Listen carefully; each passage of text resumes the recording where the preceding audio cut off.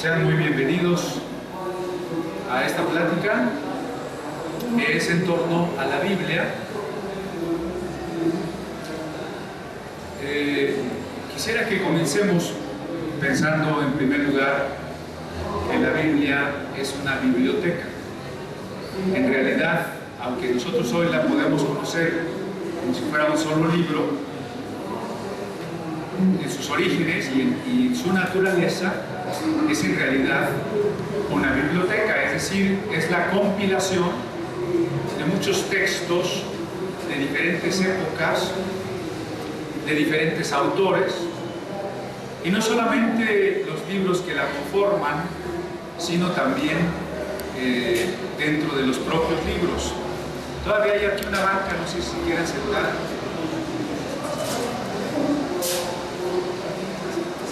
Sin miedo.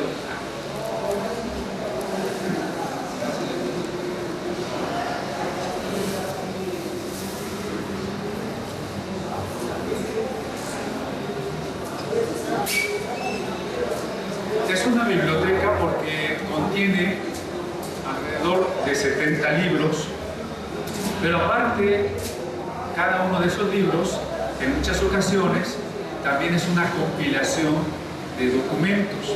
Por ejemplo, un libro muy conocido, el libro de los Salmos, que contiene alrededor de 150 cantos que van desde la época de Moisés, o sea, estoy hablando como del siglo XV a.C.,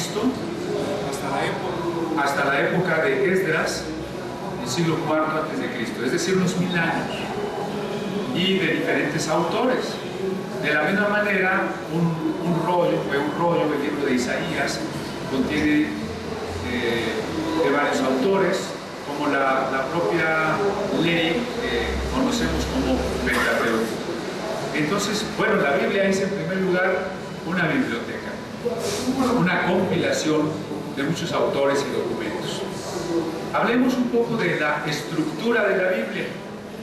En primer lugar, tenemos la ley, que para los hebreos se conoce también como la Torá. Después tenemos la sección de los profetas y por último la sección de los escritos, ley, profetas y escritos. Esa primera sección, que a la vez mencioné tres, es conocida como Antiguo Testamento. También en el mundo cristiano se llama Antiguo Testamento. En el mundo judío se la conoce como la Tanaj, ley, profetas y escritos.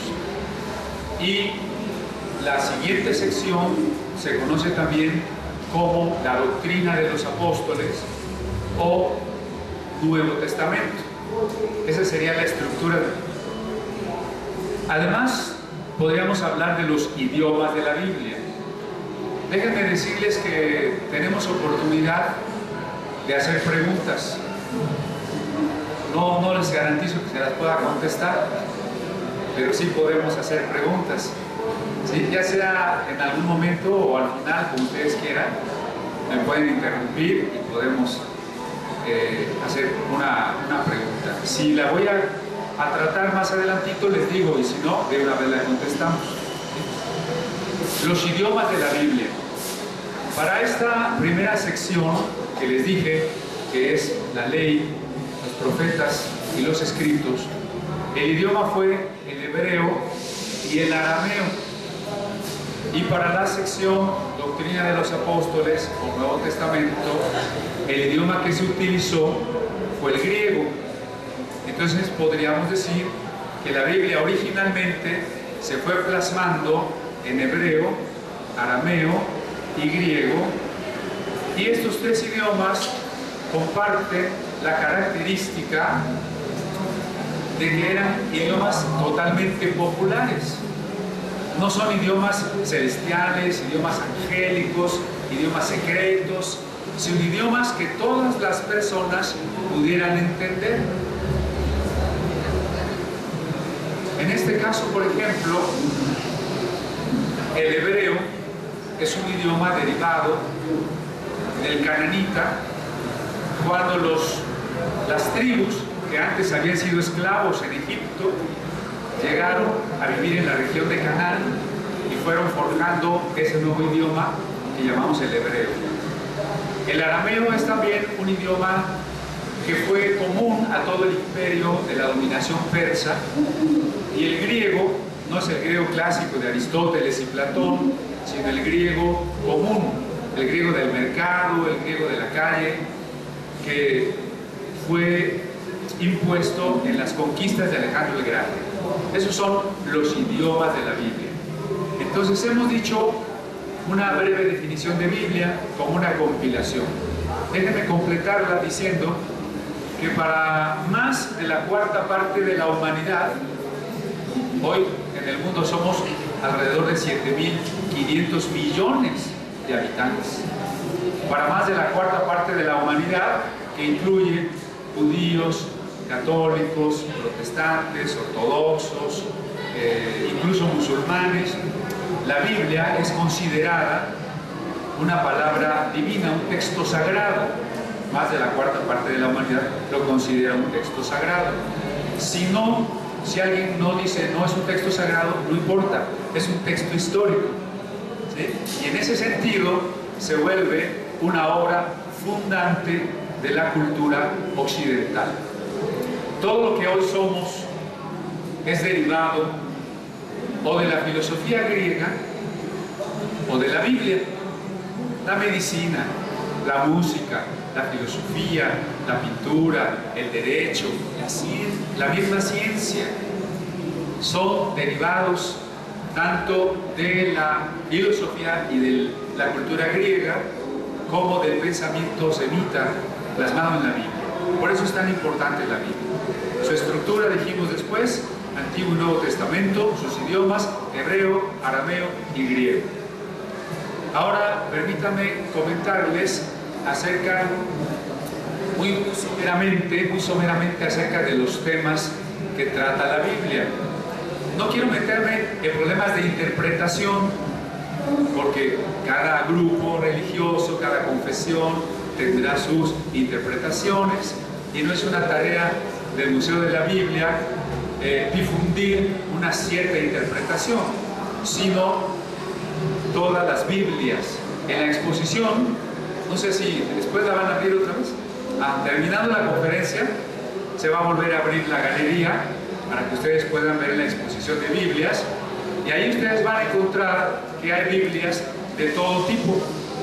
Hay, por supuesto, Biblias católicas, ediciones judías, ediciones protestantes, ediciones seculares, universitarias, etcétera, etcétera. Porque la Biblia es un patrimonio universal. Es un patrimonio universal. Y en ese sentido, es el libro del que más manuscritos existen. Porque obviamente la Biblia se escribe antes de la invención de la imprenta.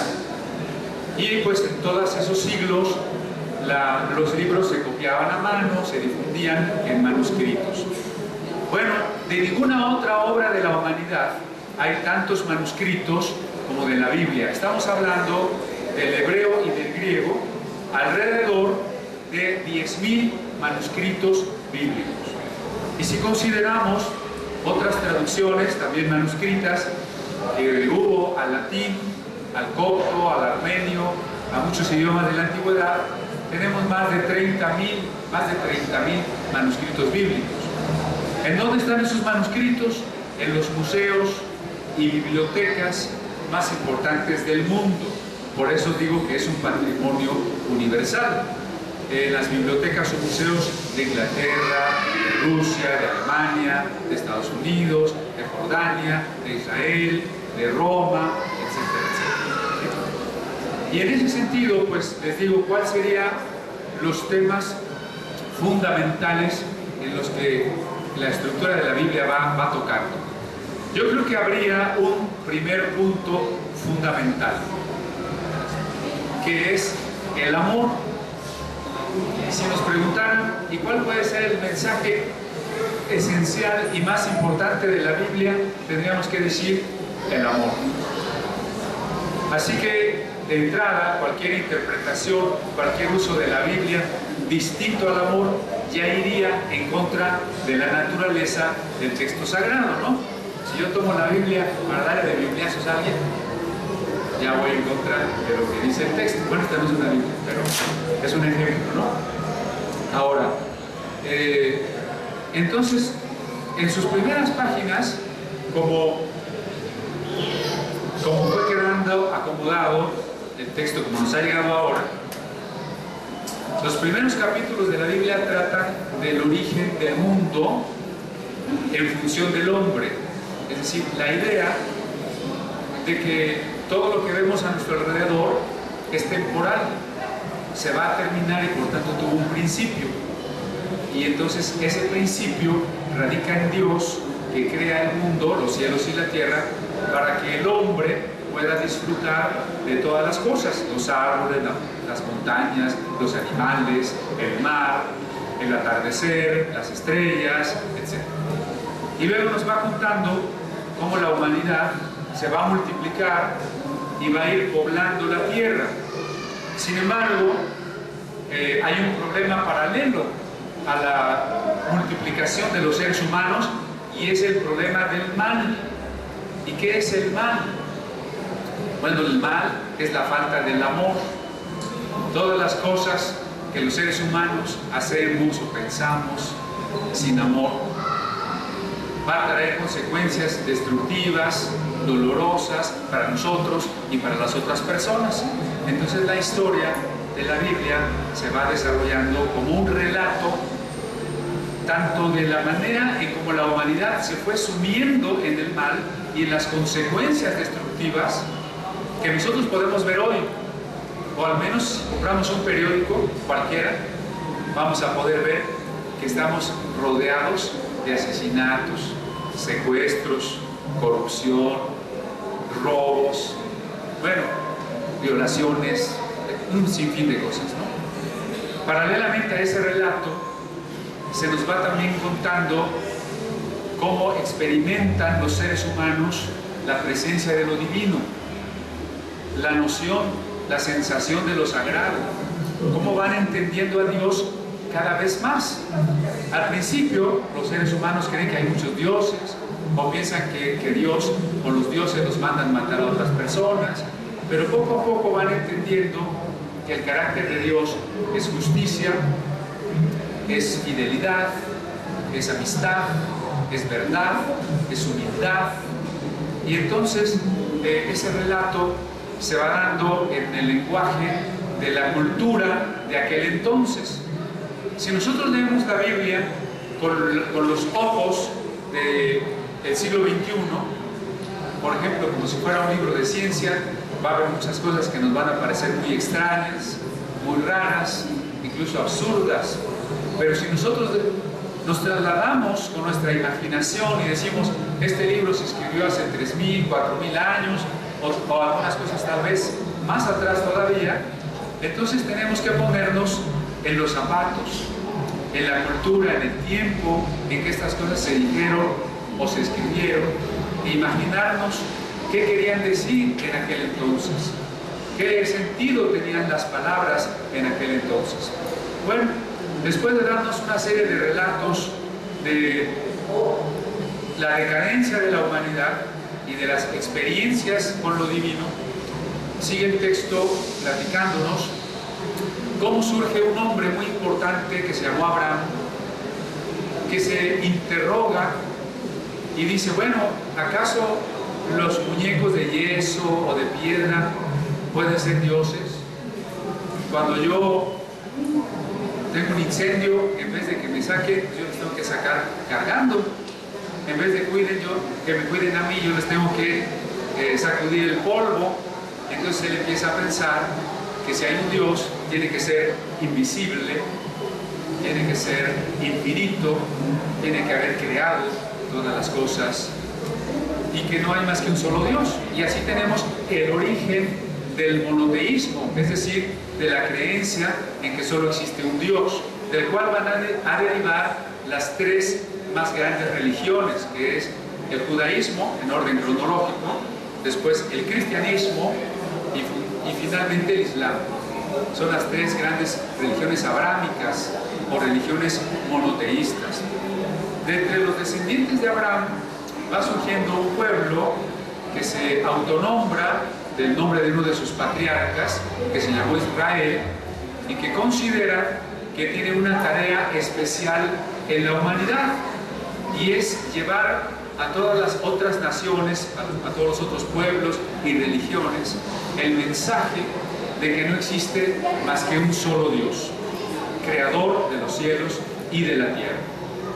Sin embargo, también el relato que la Biblia nos va dando nos muestra que ese pueblo muchas veces falla a su propia vocación, y queriendo llevar un ejemplo que iluminara a las personas, ellos mismos caen en la adoración de falsos dioses, en la injusticia contra los pobres, en la violencia, y entonces surgen unos hombres, una institución interesantísima que se llaman los profetas.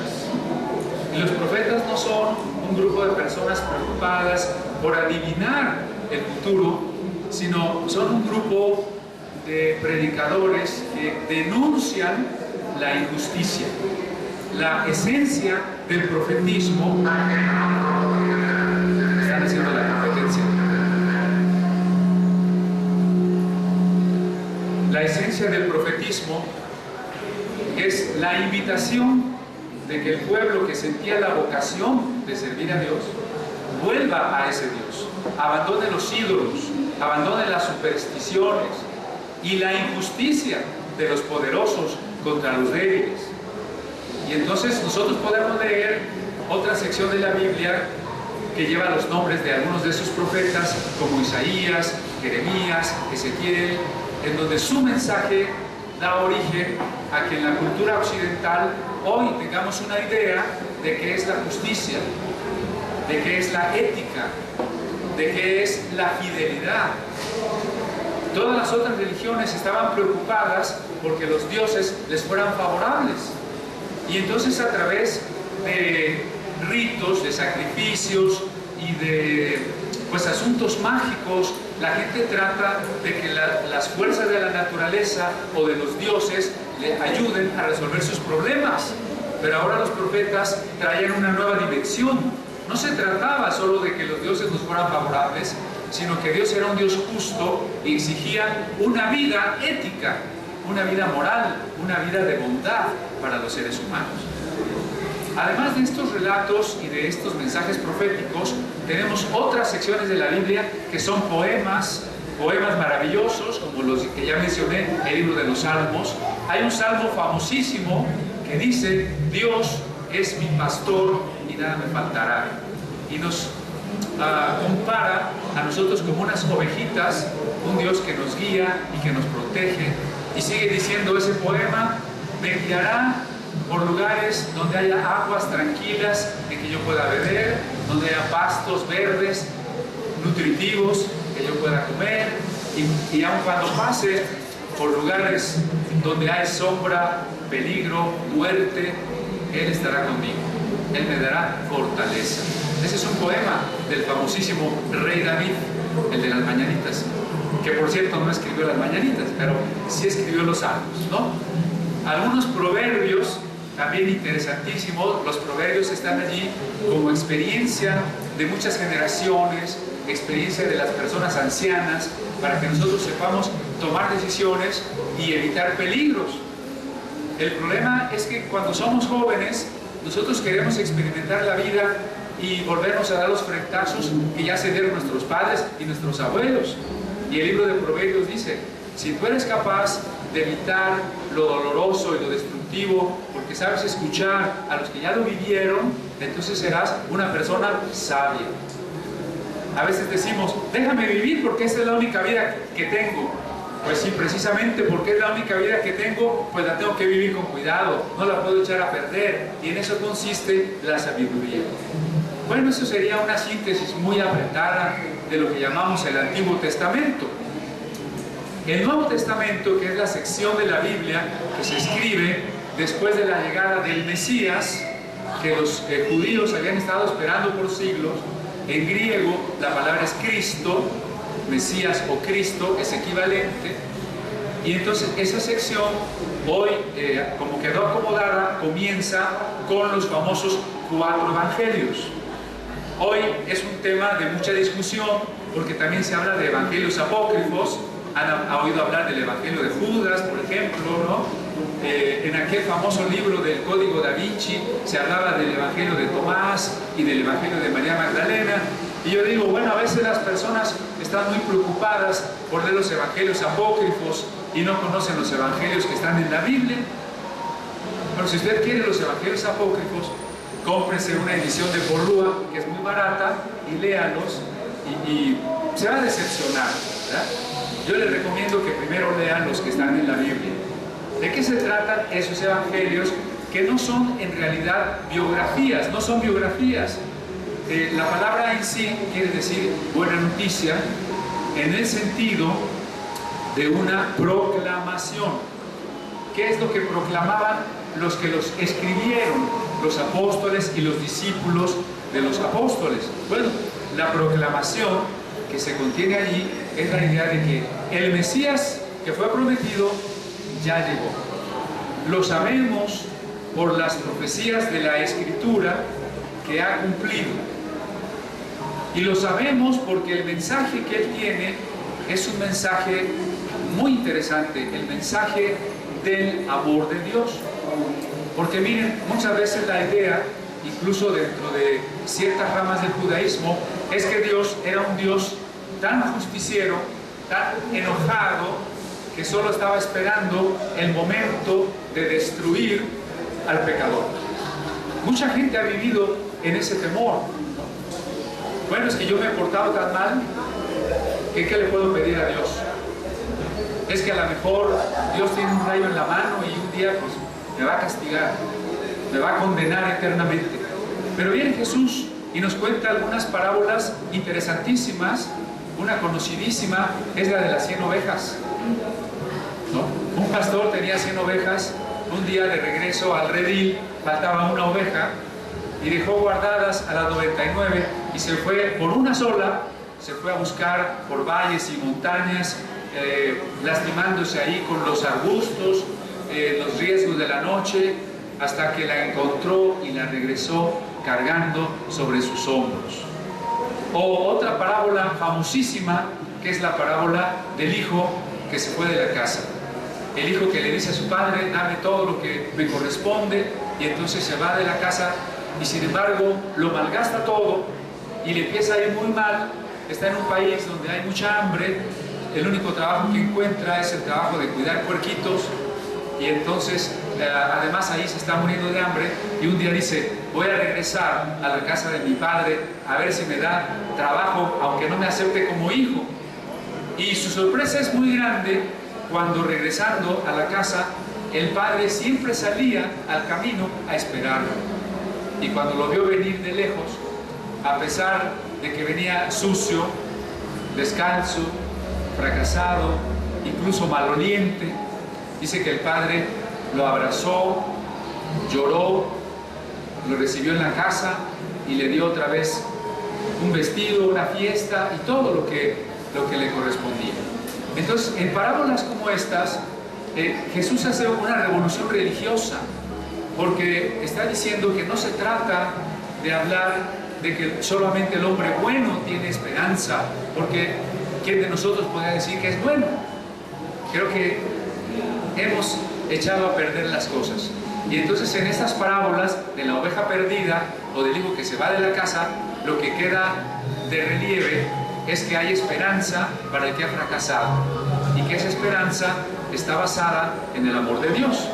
Y entonces los evangelios continúan contando el relato de la oposición religiosa que sufre Jesús de Nazaret.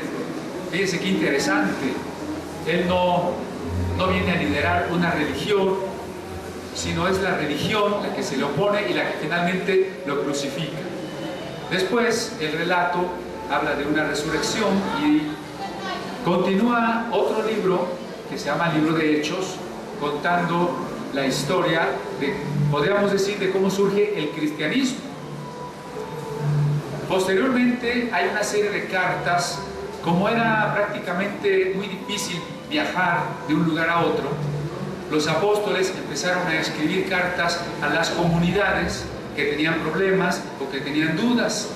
Y eso fue muy interesante porque cuando ellos murieron y pasó 100 años, 200 años, esas cartas se conservaron y como eran de origen apostólico, llegaron a tener un valor sumamente altísimo y entonces se fueron coleccionando juntamente con los evangelios y por último con un libro también que ha sido o ha despertado mucha curiosidad, que es el libro del Apocalipsis. Un libro que, bueno, ha sido también muy malentendido y que a veces se usa para hablar solo de catástrofes. Cuando algo es muy terrible se dice que es apocalíptico, pero cuando uno lee con cuidado el Apocalipsis, en realidad su mensaje no es catastrófico, sino su mensaje es de esperanza.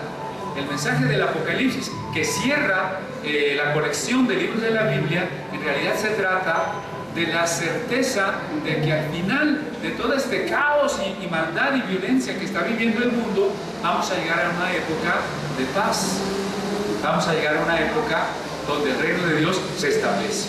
Entonces, en 3 palabras les he contado cuáles serían algunos de los temas que van corriendo a lo largo de esta colección que llamamos la Biblia.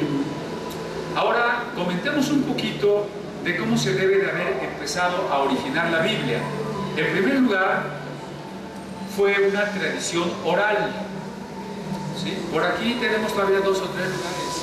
2 o 3 lugares, si quieren pasarse.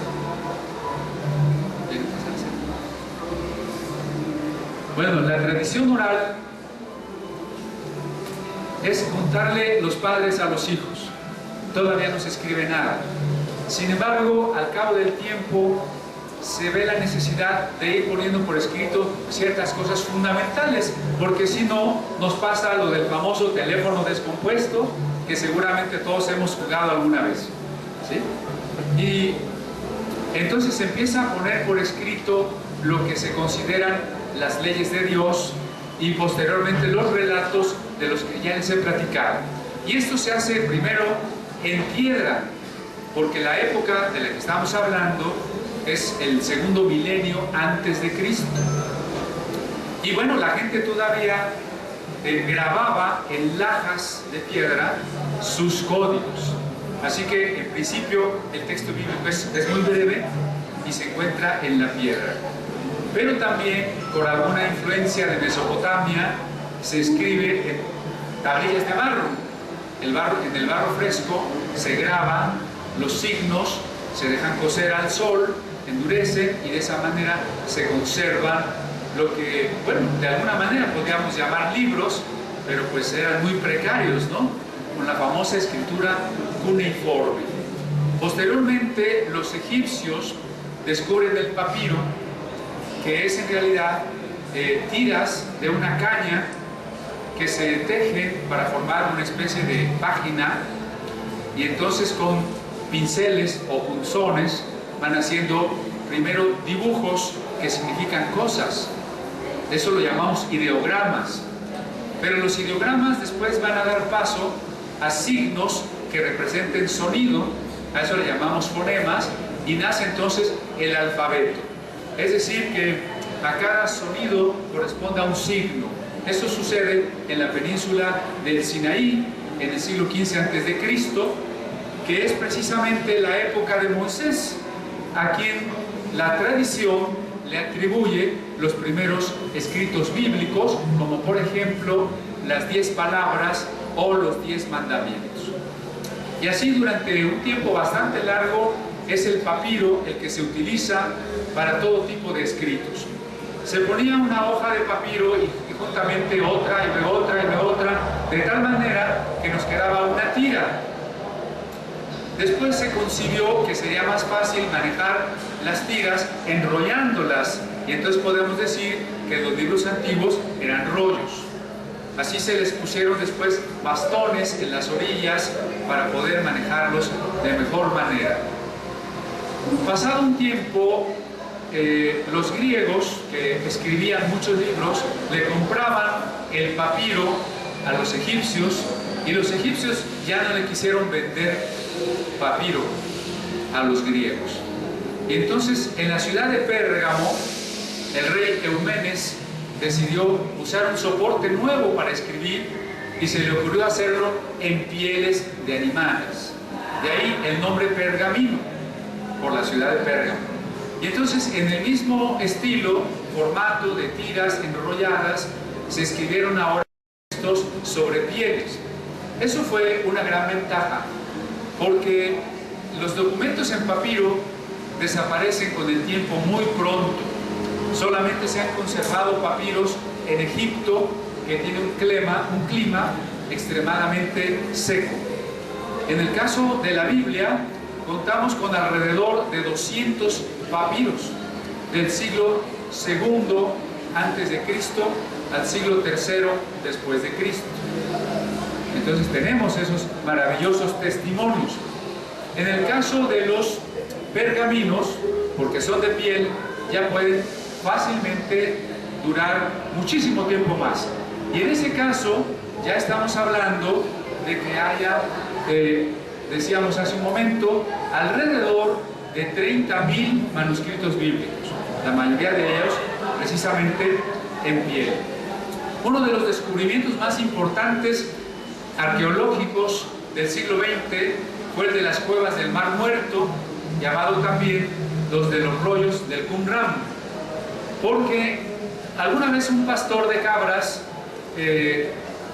arroja unas piedras a una cueva, oye que algo se rompe y entonces dice, seguramente ahí hay unas ollas con algún tesoro, y entonces entra para investigar qué es lo que hay allí y se encuentra efectivamente unos jarrones con rollos y se decepciona, dice, bueno, parece que no hay joyas aquí, pero se lleva un rollo a venderlo en Belén, piensan que ese rollo está robado, hagan de cuenta que se lo compran en 2 pesos.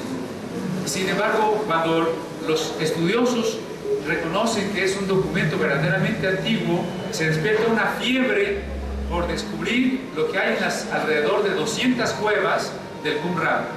Y en 11 de esas cuevas se encuentran documentos de la secta de los qumranitas, de la secta de los esenios, que constaban sobre todo de libros de la Biblia, algunos comentarios a los libros bíblicos y algunos textos también particulares de los esenios.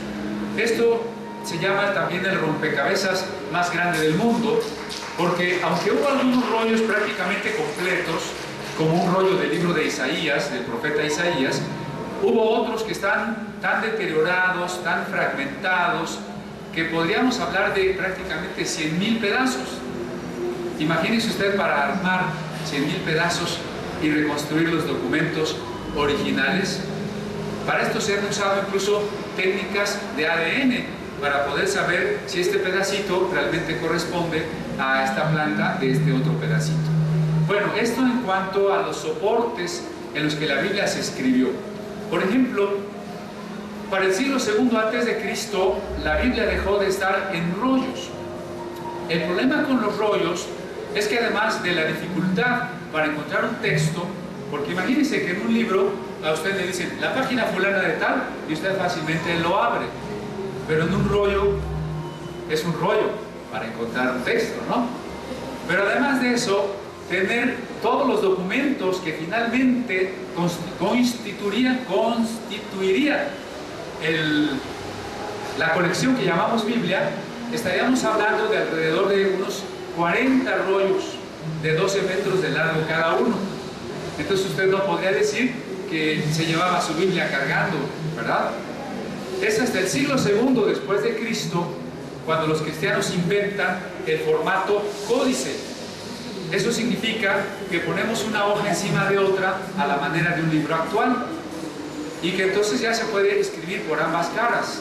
Y es en ese momento la primera ocasión en que podemos hablar de que todos los libros de esa colección quedan en un solo tomo.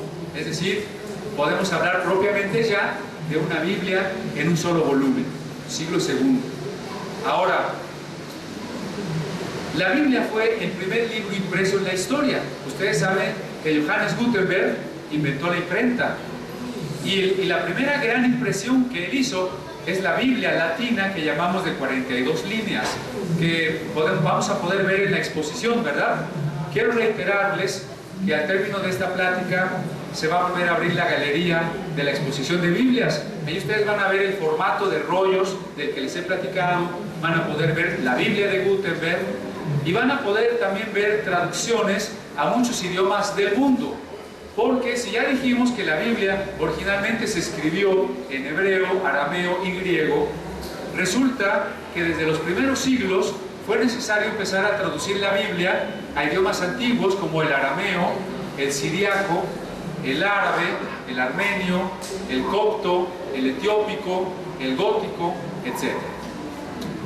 La Biblia es el libro más traducido del mundo.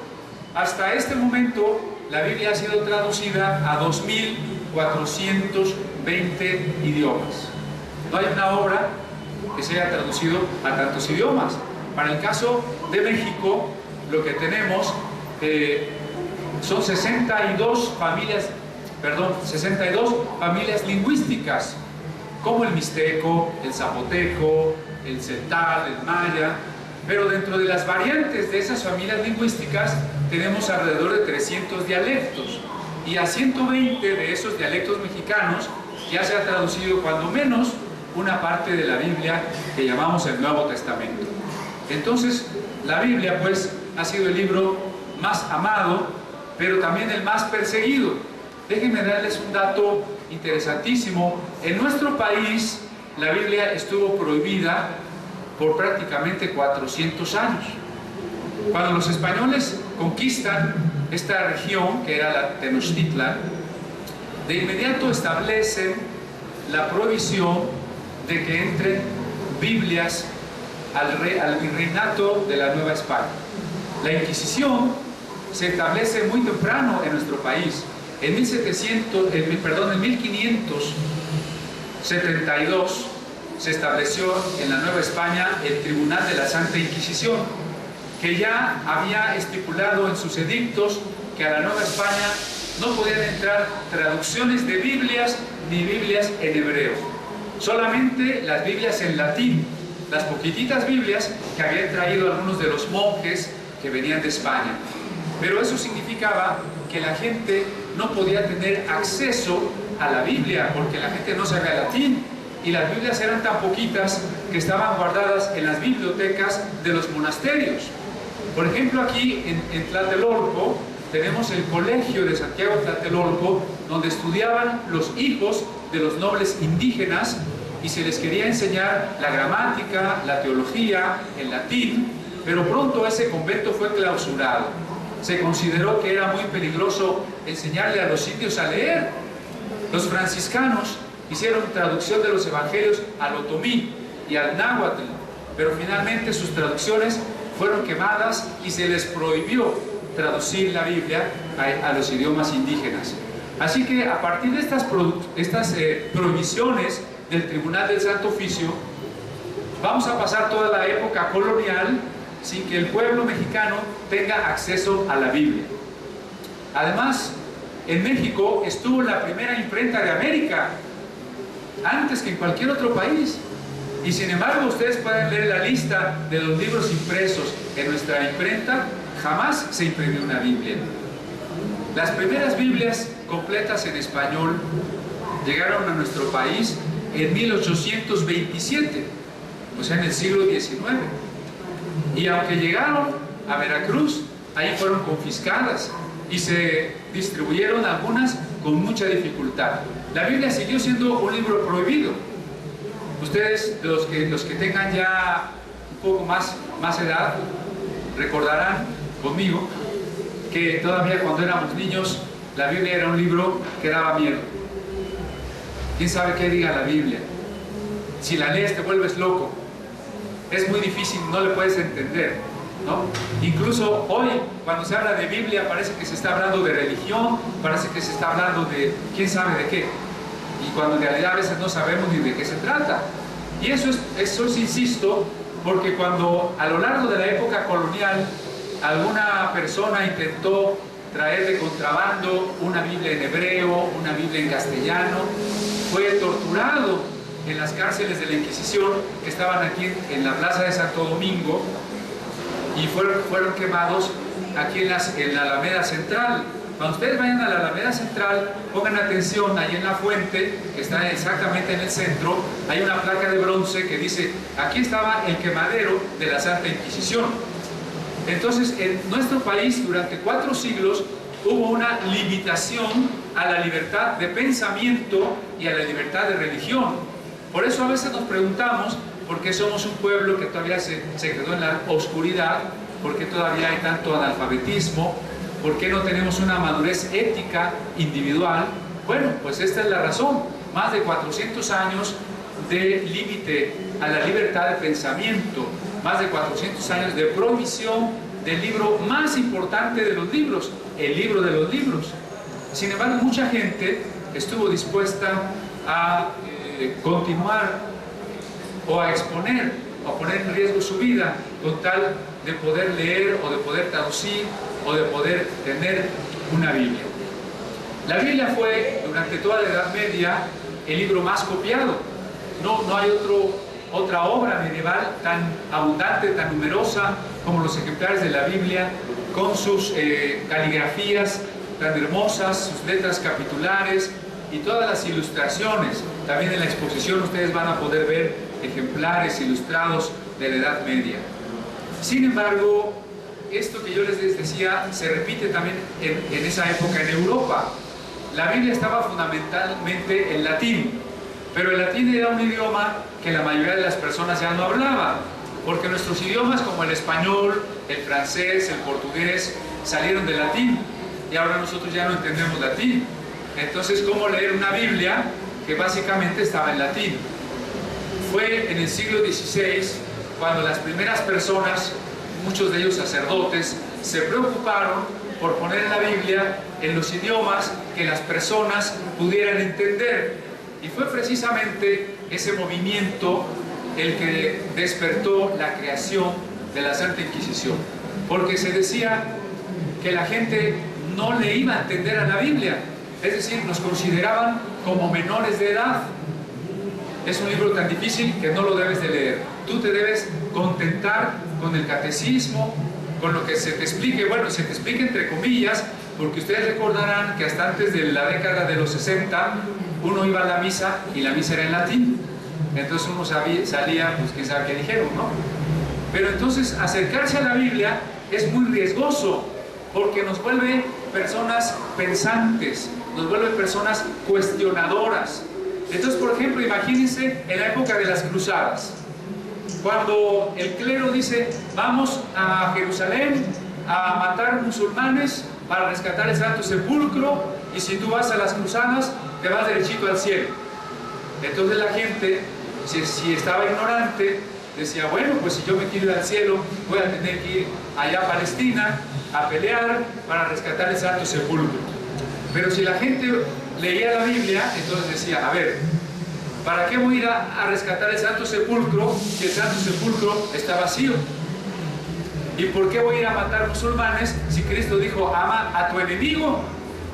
¿Y por qué voy a ir a ganarme el cielo en una guerra si se supone que cuando Cristo murió, pues me está regalando el cielo? Entonces, el que leyera la Biblia no iba a ir a las cruzadas, y entonces el poder económico de los reyes y del Vaticano pues se iba a derrumbar, ¿no? O cuando vino la venta de indulgencias, entonces le decían a la gente: si tú das este dinero y compras tu indulgencia, se te perdonan tus pecados, o el alma de tu familiar que está en el purgatorio pues se sale y se va al cielo. Entonces, si alguien hubiera tenido una Biblia en sus manos y hubiera buscado la palabra purgatorio, resulta que no estaba. Hubiera buscado la palabra indulgencia o cualquier, no lo hubiera encontrado. Entonces, la Biblia era un libro peligroso. De ahí que se prohibió, muchas veces se quemó, y no solo al libro, sino a la persona que lo poseyera. Y en ese sentido es que yo les decía que se convirtió también en el libro más amado y también en el libro más perseguido. Cuando nosotros ponemos una exposición de Biblias, no estamos subrayando una religión en particular. A lo mejor usted tiene un signo de interrogación. Bueno, ya se lo estoy viendo. Y usted dice, bueno, ¿y estos de qué iglesia son? No, no somos de una iglesia, somos del Museo de la Biblia. El Museo de la Biblia tiene una colección de más de 1500 Biblias diferentes, de todo tipo, como dije hace un momento, católicas, protestantes, judías, ortodoxas, editadas por universidades como la propia UNAM, etc. Entonces es una colección abierta a toda edición, a toda traducción de la Biblia, de tal manera que una de nuestras tareas es mostrar que no hay muchas Biblias, porque una pregunta es, bueno, yo quiero leer una Biblia, pero ¿cuál es la buena? Parece que unas tienen más libros, menos libros. ¿Dónde la compro? ¿En una librería católica? ¿En una librería no católica? Déjeme decirle que la Biblia es una sola, aunque hay muchas traducciones, pero es una sola, porque no se escribió originalmente en español. Como cualquier libro que no está en español necesita ser traducido, y puede ser traducido por una persona y por otra, y por otra, y por otra. Efectivamente hay muchas traducciones de la Biblia, y prácticamente todas las traducciones de la Biblia son buenas.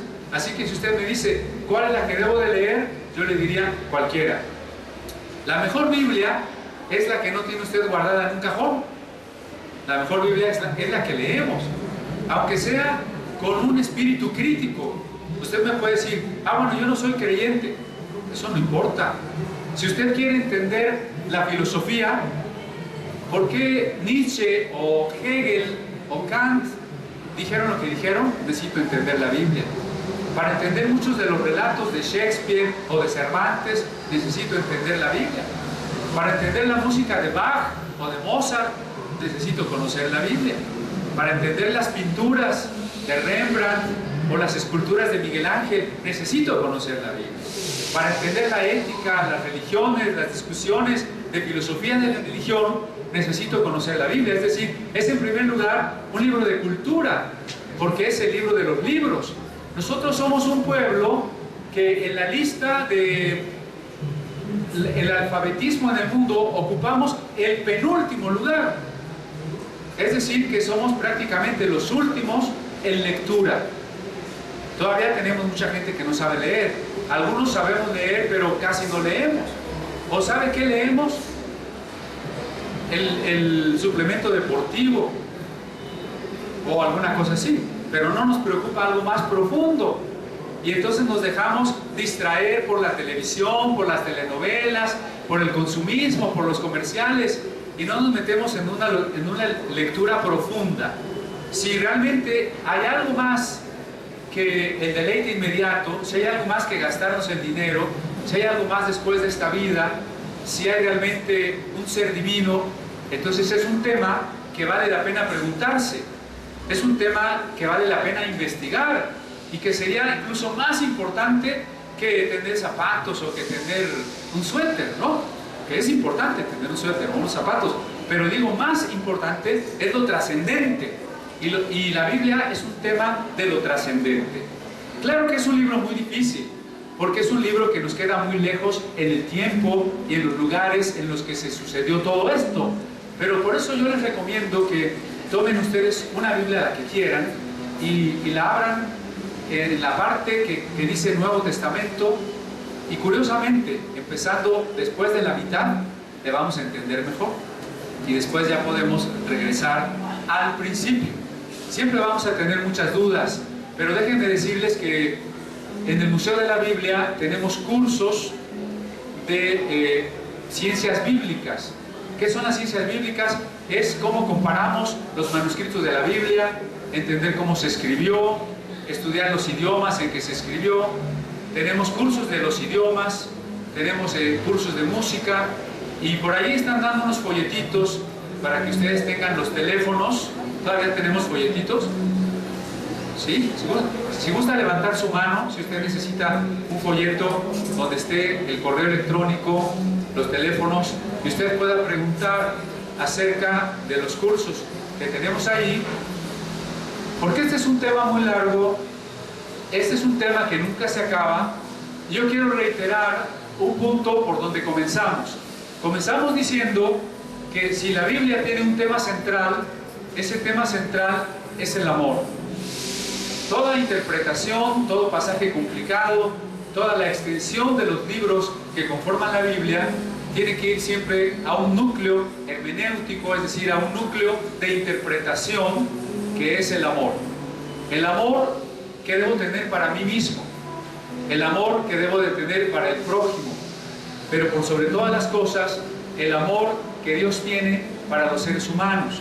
Y que uno evidentemente se pregunta, bueno, si Dios tiene amor por los seres humanos, ¿por qué hay maldad? ¿Por qué hay sufrimiento? ¿Por qué hay guerras? ¿Por qué hay hambre? Y entonces eso nos obliga a escudriñar, a estudiar este texto tan interesantísimo que nos va a hacer reconocer también la responsabilidad del hombre en las cosas que nos hacen sufrir, en las cosas que nos destruyen. Pero yo quisiera invitarles entonces para que podamos pasar a un recorrido en la exposición de Biblias que tenemos en el salón contiguo. Quiero